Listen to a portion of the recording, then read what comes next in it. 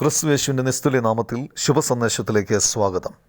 വിശുദ്ധ വേദപുസ്തകത്തിൽ യോഹന്നാൻ എഴുതിയ സുവിശേഷം 5-ാം അധ്യായം 45-ാം വാക്യത്തിൽ നാം ഇങ്ങനെ വായിക്കുന്നു: ഞാൻ പിതാവിൻ്റെ മുമ്പിൽ നിങ്ങളെ കുറ്റം ചുമത്തും എന്ന് നിങ്ങൾക്ക് തോന്നരുത്.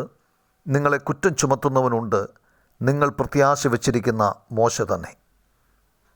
മനുഷ്യന് രക്ഷാമാർഗം ഒരുക്കുവാൻ ലോകത്തിലേക്ക് വന്ന കർത്താവായ യേശു ക്രിസ്തു മനുഷ്യൻ്റെ പാപഭാരം സ്വയം ഏറ്റെടുത്ത് കാൽവറി ക്രൂശിൽ യാഗമായി തീർന്നു.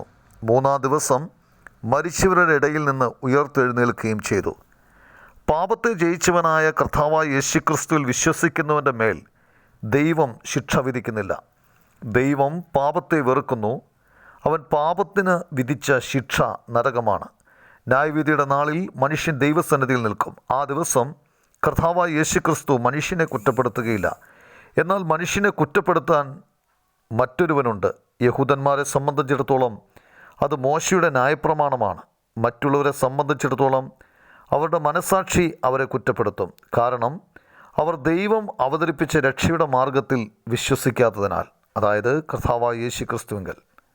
മനുഷ്യൻ തന്നിൽ തന്നിൽ വിശ്വാസമർപ്പിച്ചിട്ടുണ്ടെങ്കിൽ അവൻ്റെ മനസ്സാക്ഷി അവനെ ദൈവം മുമ്പാകെ കുറ്റപ്പെടുത്തും.